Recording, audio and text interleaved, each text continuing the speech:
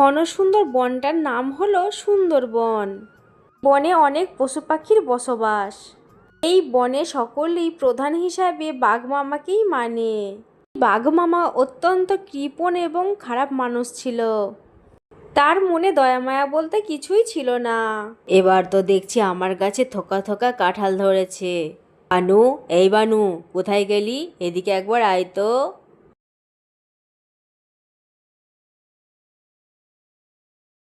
আজ্ঞে বাবু, আমায় ডেকেছেন, বলুন কি করতে হবে। লাঠি দিয়ে দেখ তো আমার এই গাছে কাঁঠাল পেকেছে কি না। আমার গাছের কাঁঠাল বিশ্ববিখ্যাত। পাশের বনের রাজামশাই অনেক পছন্দ করে আমার এই কাঁঠাল, আর আমায় অনেক স্বর্ণ মুদ্রাও দেয়। হা হা, তাড়াতাড়ি দেখ তো পেকেছে কি।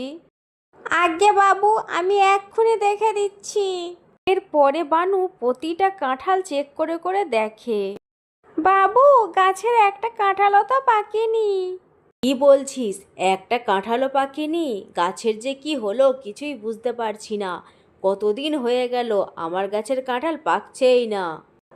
শোন বানু, বেশি বেশি করে গাছের যত্ন নে তো। সার দে, মাটি দে, পানি দে।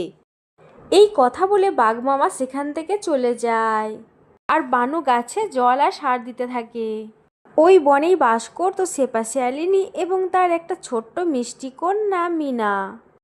শেফার স্বামী মিচকে কিছুদিন হলো নিখোঁজ, তার কোনো খোঁজ পাওয়া যাচ্ছে না। মা, ও মামা, কি করছো মা? আটা কুটছি রে মা, তোর জন্য পিঠা বানাবো। তুই তো আমার কাছে পিঠা খেতে চেয়েছিলি।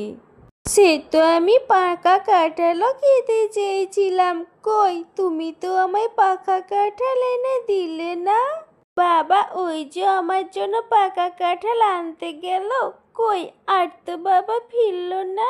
আমার তো মনে হচ্ছে বাবা আমার জন্য নিখোঁজ হয়েছে। এইভাবে বলে না রে মা, সবই এই যে আমাদের কপাল। এখন যা মা, তুই গোসল করে আয়, আমি তোর জন্য সুস্বাদু পিঠা বানাবো। এরপর মিনা গোসল করতে চলে যায়।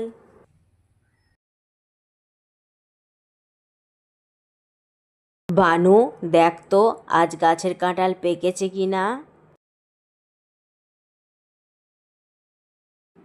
না বাবু, আজও একটা কাঁঠালও পাকেনি।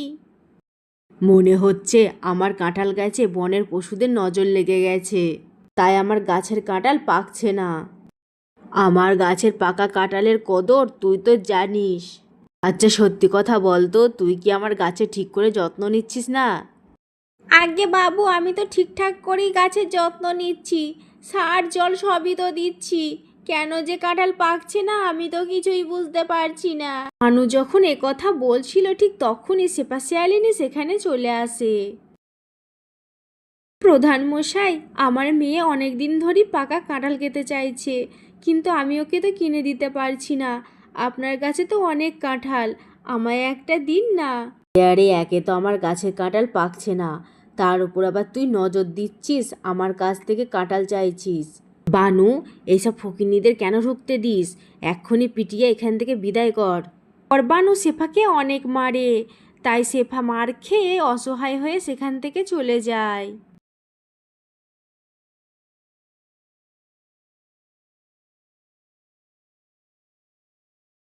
কর্তাবাবু, ও কর্তাবাবু, তাড়াতাড়ি আসুন, দেখে যান কি কাণ্ড, দেখে যান। কি হয়েছেটা কি? এই এত সকাল সকাল মাথা খারাপ করছিস কেন? কি হয়েছে কি বল।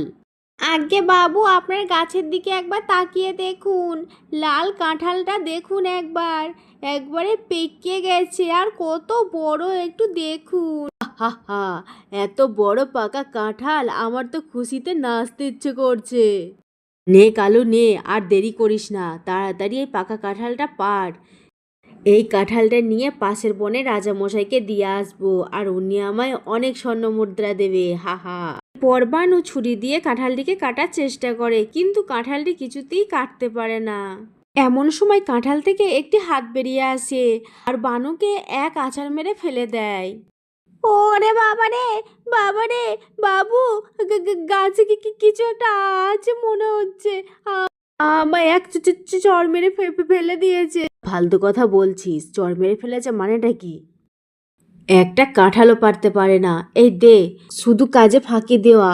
এই দে, ছুরিটা আমায় দে, আমি পারছি। এরপর বাঘমামাও চলে যায় কাঁঠাল কাটতে। বাঘমামা যেই না কাঁঠালের বোটায় ছুরি বসাবে, তখনই একটা হাত এসে তাকে চড় মারে আর নিচেই ফেলে দেয়। ও রে বাবা রে, গাছে মনে হচ্ছে কিছু একটা আছে। আমায় কে মারলো? কে? কর্তা বাবু, একবার সামনে দেখুন, এ তো দেখি পাকা কাঁঠালের ভূত। বাবু, এখনো বসে থাকবেন না, পালান, তাড়াতাড়ি পালান। হ্যাঁ হ্যাঁ, তাড়াতাড়ি চ, আমি পালাই। ওরে বাবা রে, জীবন বাঁচাতে হলে পালা। এরপর বাঘমামা আর বানু পালাতে থাকে আর তাদের পিছু পিছু কাঁঠাল ভূতও যেতে থাকে। এখন কোথায় পালাচ্ছিস? তোরা কোথাও পালাতে পারবি না। তোকে শাস্তি না দিলে আমার মুক্তি নেই, বদমাইশ বাঘ। বনের প্রধানকে আক্রমণ করায় বনের সমস্ত পশু সেখানে উপস্থিত হয়। মরল হয়েছিস কোথায় তুই? সব পাখিদের উপকার করবি, তা নাই সব পশুদের উপর অত্যাচার করে বেড়াচ্ছিস। এমনকি আজ আমি পরিবার থেকে আলাদা শুধুমাত্র তোর জন্য। তোকে শাস্তি না দিলে আমার মুক্তি নেই, বদমাইশ বাঘ। এ কি, আমার তো কণ্ঠটা চেনা চেনা লাগছে। এ তো মনে হচ্ছে মিচকের গলা। কে তুমি? শেফা, আমি তোমার মিচকে। আমাকে এই ভণ্ড প্রধান মেরে ফেলেছে, তাই তো আমার এই আত্মা কাঁঠালের মধ্যে ঢুকেছে। কি, তোমার সাথে এই বাঘ এত বড় অন্যায় করেছে? ওগো, তুমি একে ছেড়ো না, একে মেরে ফেলো। মিচকে, আমায় ছেড়ে দে, আমার ভুল হয়ে গেছে, আমি আর কোনোদিন এমন করব না। কাঁঠালের ভিতরে থাকা মিচকে ভূত প্রধানকে ছাড়ে না, তাকে তার জাদুর সাহায্যে মেরে ফেলে। তো বন্ধুরা, আজকের এই গল্পটি তোমাদের কাছে কেমন লাগলো অবশ্যই কমেন্ট করে জানিয়ে দেবে। আর এই ধরনের নতুন নতুন গল্প দেখতে আমার চ্যানেলটিকে সাবস্ক্রাইব করে দেবে। আর হ্যাঁ, শেয়ার করতে যেন ভুলে যেও না।